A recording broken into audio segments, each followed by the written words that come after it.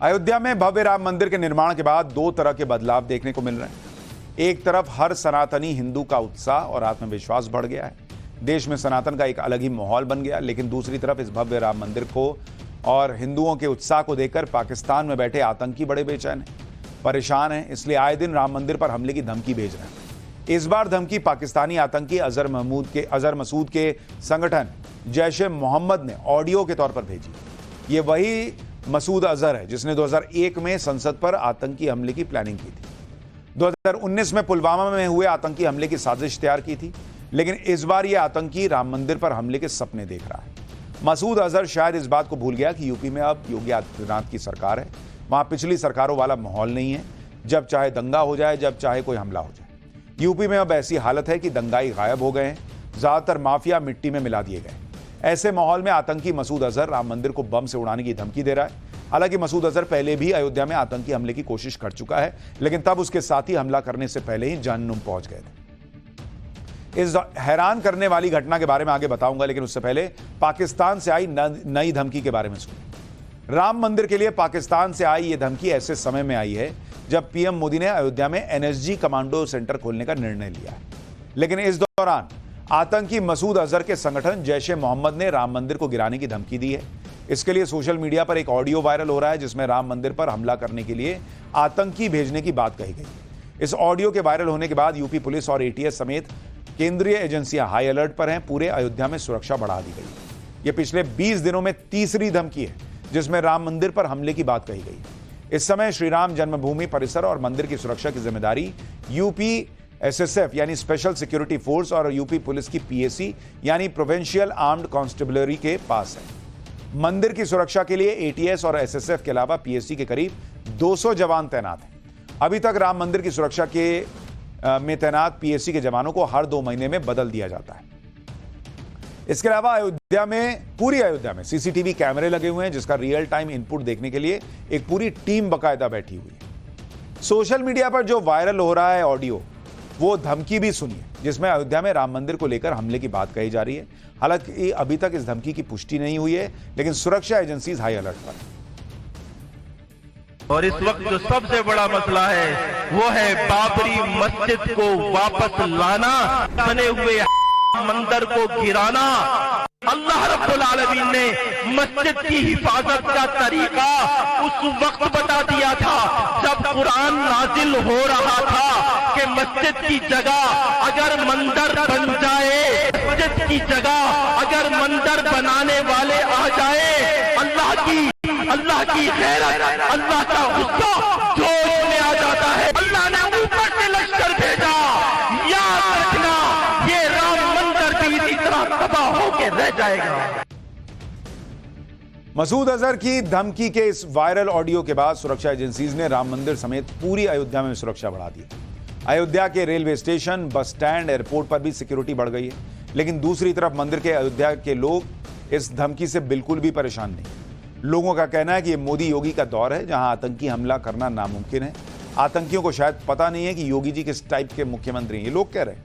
पहले आप अयोध्या के लोगों की बातें सुनिए, इसके बाद राम मंदिर की सुरक्षा के लिए पीएम मोदी का निर्णय के बारे में बताऊंगा। इतना स्ट्रांग आज हमारी सरकार है, थैंक्स टू योगी जी और मोदी जी। मुझे नहीं लगता किसी की बस की बात है या किसी का हिम्मत है अभी ऐसा कुछ सोचने का भी। ये बिल्कुल पॉसिबल नहीं है क्योंकि ये जन्मभूमि है राम जी की और इसमें योगी और मोदी का हाथ है, तो ये तो हो ही नहीं सकता, ये तो हम मान ही नहीं सकते। नहीं रह पाएगा कोई भी, किसी की हिम्मत नहीं जो राम जन्मभूमि को उड़ा सके। और जो राम जन्मभूमि हम लोगों की है, पूरे हिंदू की है। आतंकवादियों ने बोला कि राम मंदिर को उड़ाने की किसी की हिम्मत नहीं किया, मतलब कि मंदिर को उस पर नजर रख ले, उनकी पावर ही नहीं है कि उड़ा सके। प्रभु राम के मंदिर के बारे में सोचना ही एक निरर्थक बात है। ये पूरी तरीके से एक गलत सोच है और बाकी ये मैं मानता हूं कि यहाँ का बाल विवाह का वो नहीं कर सकते हैं। यानी अयोध्या के लोगों को तो कॉन्फिडेंस है कि मोदी योगी के राज में आतंकी हमला अयोध्या में नहीं होगा। 22 जनवरी को अयोध्या में रामलला की प्राण प्रतिष्ठा के बाद से हर दिन करीब 1 लाख श्रद्धालु वहां दर्शन के लिए आ रहे हैं। ऐसे में सुरक्षा एजेंसियों को शक है कि भीड़ का फायदा उठाकर आतंकी हमले की साजिश रची जा सकती है। ऐसे में राम मंदिर की सुरक्षा को देखते हुए मोदी सरकार ने एनएसजी की यूनिट वहां पर शुरू करने का फैसला लिया। यह राम मंदिर की सुरक्षा के लिए बड़ा फैसला है। आने वाले कुछ महीनों में अयोध्या में नेशनल सिक्योरिटी गार्ड यानी एनएसजी का हब बनेगा। यह देश में एनएसजी का छठा हब होगा। अभी चेन्नई, हैदराबाद, कोलकाता और मुंबई के अलावा अहमदाबाद में एनएसजी का रीजनल हब है। अयोध्या में एनएसजी यूनिट स्पेशलाइज्ड वेपन यानी विशेष आधुनिक हथियार और एंटी ड्रोन तकनीक से लैस होगी। इसमें ड्रोन हमले से भी आतंकियों को मारकर गिराया जा सकेगा।